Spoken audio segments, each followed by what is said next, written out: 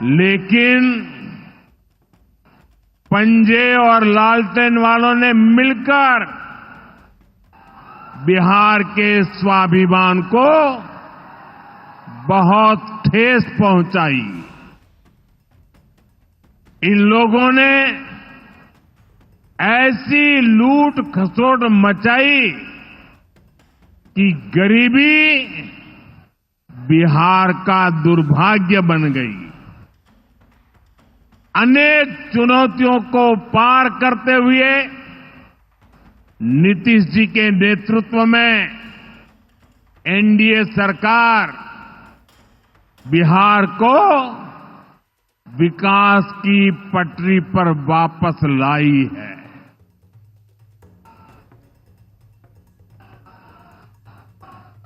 और मैं बिहार वासियों को विश्वास देने आया हूं, हमने भले बहुत कुछ किया हो, करते रहे हैं, करते रहेंगे, लेकिन इतने से शांत होकर के चुप रहने वाला मोदी नहीं है। अब बहुत हो गया, बहुत कर लिया जी नहीं, मुझे तो बिहार के लिए और भी बहुत कुछ करना है, आपके लिए करना है, यहां के गांव गांव के लिए करना है, यहां के घर घर के लिए करना है, यहां के हर नौजवान के लिए करना है।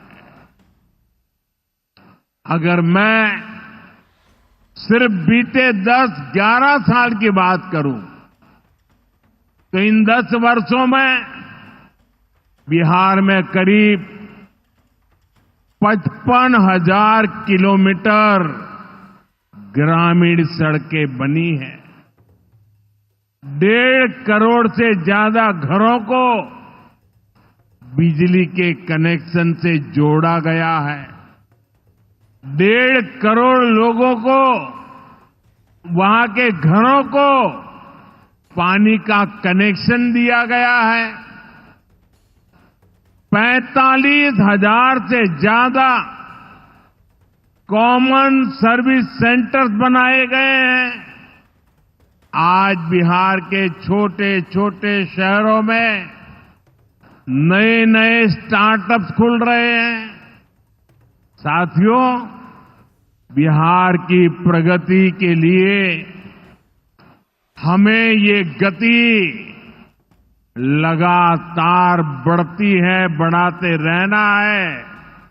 और इसी समय बिहार में जंगल राज लाने वाले मौका देख रहे हैं कि किसी भी तरह फिर से अपने पुराने कारनामे करने का मौका ढूंढ रहे हैं। बिहार से आर्थिक संसाधनों पर कब्जा करें, इसके लिए वो तरह तरह के हथकंडे अपना रहे हैं। इसलिए मेरे बिहार के प्यारे भाइयों बहनों, आपके उज्जवल भविष्य के लिए, आपके बच्चों के उज्जवल भविष्य के लिए आपको बहुत ही सतर्क रहना है। समृद्ध बिहार की यात्रा पर ब्रेक लगाने के लिए तैयार बैठे लोगों को कोसों दूर रखना है। साथियों, गरीबी हटाओ के नारे हमारे देश ने दशकों को सुने हैं। आपकी 2-2, 3-3 पीढ़ी ने गरीबी हटाओ, गरीबी हटाओ हर चुनाव में ये आकर के बोलते थे। लेकिन जब आपने हमें मौका दिया, एनडीए को मौका दिया, तो एनडीए सरकार ने दिखाया है कि गरीबी कम भी हो सकती है। लंबे समय तक कांग्रेस के लाइसेंस राज ने देश को गरीब रखा और गरीब को अति गरीबी में धकेल दिया। जब हर चीज के लिए कोटा परमिट फिक्स था, छोटे छोटे काम करने के लिए परमिट चाहिए होता था, कांग्रेस आरजेडी के राज में गरीब को घर नहीं मिलता था, राशन बिचौलिए खा जाते थे, इलाज गरीब की पहुंच से दूर था, पढ़ाई और कमाई के लिए संघर्ष था, बिजली पानी का एक कनेक्शन लगाने के लिए ही सरकारी दफ्तरों के अनगिनत चक्कर लगाने पड़ते थे। गैस कनेक्शन के लिए सांसदों की सिफारिश लगानी पड़ती थी। नौकरी बिना घूस, बिना सिफारिश के मिलती ही नहीं थी। और इसके सबसे बड़े भुक्तभोगी कौन थे? इनमें से ज्यादातर साथी मेरे दलित समाज के, महादलित समाज के, पिछड़े समाज के, अति पिछड़े समाज के, यही मेरे भाई बहन इसके शिकार हुए थे। इन्हें गरीबी हटाने का सपना दिखाकर खुद कुछ परिवार करोड़पति, अरबपति हो गए।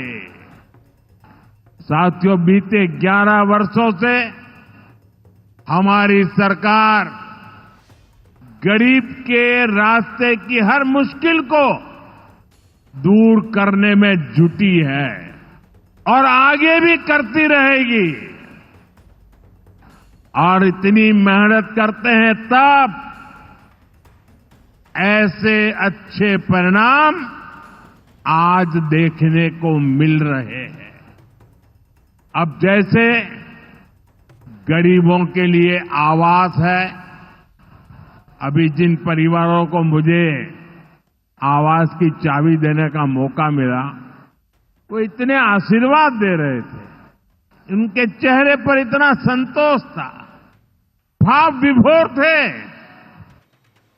साथियों, बीते दशक में देश भर में 4 करोड़ से अधिक गरीबों को पक्के घर मिल चुके हैं। मैं आपको पूछूं, जवाब देंगे आप लोग? मैं अगर पूछूं तो आप जवाब देंगे? मैंने अभी कहा 4 करोड़ लोगों को, यानी 4 करोड़ परिवारों को पक्के घर। कितने लोगों को? जरा जोर से बोलिए, कितने लोगों को? कितने लोगों को? आप कल्पना कीजिए, 4 करोड़ लोगों को पक्के घर मिलना। सिर्फ वो 4 दीवारें नहीं है, उन घरों में सपने सजते हैं, उन घरों में संकल्प पलते हैं। आने वाले समय में 3 करोड़ और पक्के घर तैयार होने जा रहे हैं। मैंने पहले कहा ना, सेवा के काम में मैं रुकने वाला नहीं हूं। जितना हुआ पहले वालों से बहुत अच्छा हुआ, फिर भी मोदी चैन की नींद नहीं सोएगा, वो दिन रात काम करता रहेगा, आपके लिए करता रहेगा, क्योंकि आप मेरे परिवार के सदस्य हैं और मेरे परिवार का एक भी सदस्य पीछे न रहे, दुखिया न रहे, ये मैं सपना लेकर के चला हूं।